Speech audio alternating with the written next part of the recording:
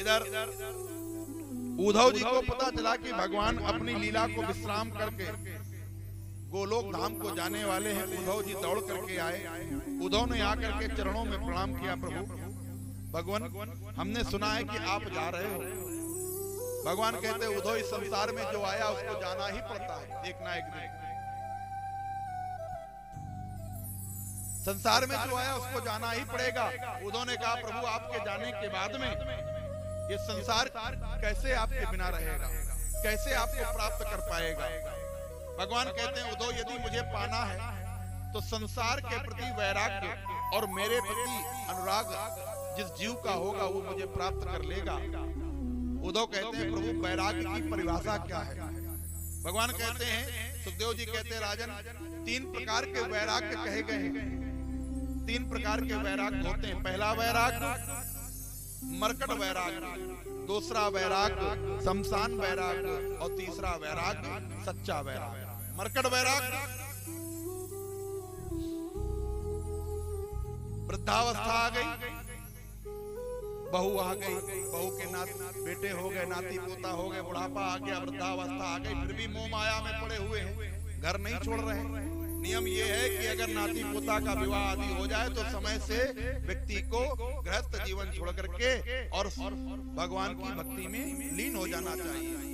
ये नहीं कि अब बहू आ गई फिर भी चाबी अपनी कमर में साथ लगाए हुए हैं, मोह माया वो चाबी में अटकी हुई है। अगर कहीं बहू को चाबी दे दी तो सारा मालकिन बन जाएगी। बहू आ जाए तो फिर बहू को चाबी दे करके अपने आप को मुक्त करो महाराज। बेटों के बच्चे हो जाएं, बड़े हो जाएं, विवाह आदि हो जाए तो भजन करने में लग जाओ। ये घर की मोह माया ममता छोड़ दो। लेकिन मन जो है वो इसी मोह माया में ही तो फंसा हुआ है। एक दिन बहू ने कुछ कह दिया, कुछ अपशब्द बोल दिए, तुरंत मैं वैराग्य जग गया। अब मैं चला जाऊंगा, अब घर छोड़ दूंगा, अब मैं घर में नहीं रहूंगा, कहीं चला जाऊंगा, वृंदावन चला जाऊंगा, अयोध्या चला जाऊंगा, काशी चला जाऊंगा, जा करके सन्यास ले लूंगा, बाबा बन जाऊंगा, पर घर में नहीं रहूंगा। अब मैं सीधे घर से बाहर चला जाऊंगा। और जैसे ही ऐसा विचार किया तभी नाती और पोता ने आकर के कहा बाबा कहाँ को जा रहे हो? तो सारा वैराग्य धरा का धरा रह गया।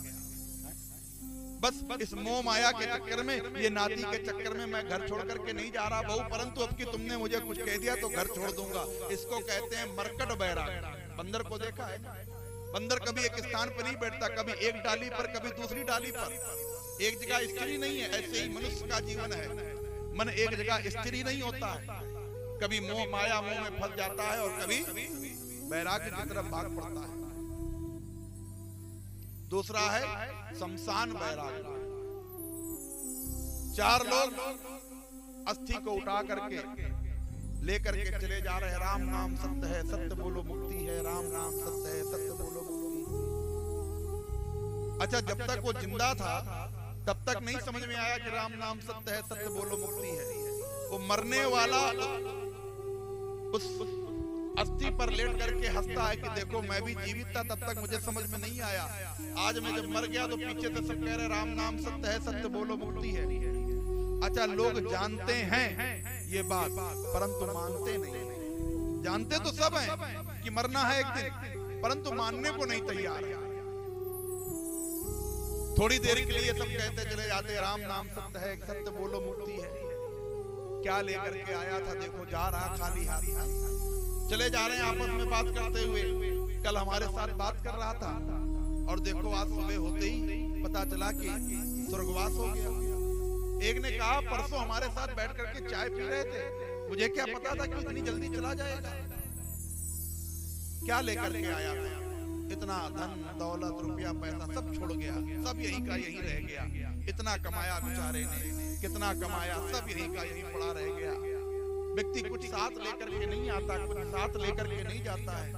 पहुंच गया शमशान में जैसे पहुंचा और शरीर को अग्नि पे रखा गया। जैसे ही शरीर जलने लगा धू धू करके, महाराज एक दिन हमारे साथ भी ऐसा होगा।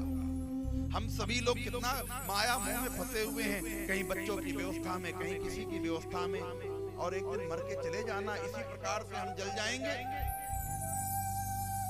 क्या फायदा ऐसा धन कमाने का, क्या फायदा। आज से हम भी भगवान का भजन करेंगे, सब त्याग देंगे। और महाराज जैसे ही शमशान से बाहर निकले, एक बाल्टी जल पड़ा, सारा बैराग उतर गया, फिर उसी माया मोह में आकर के फंस गए। इसे है शमशान बैराग। जितनी देर शमशान में थे बड़ा बैराग हुआ, और उसके बाद पुनः वही मम्मी मेरी, पापा मेरे, चाचा मेरे, बीबी मेरी, सब उसी के चक्कर में फिर वही दिनचर्या चालू हो गई। तीसरा है सच्चा बैराग, सच्चा त्याग कबीर का, जो मन से दिया उतार, जिसका मन मैला हुआ वो डूब गया संसार। सच्चा त्याग तो कबीर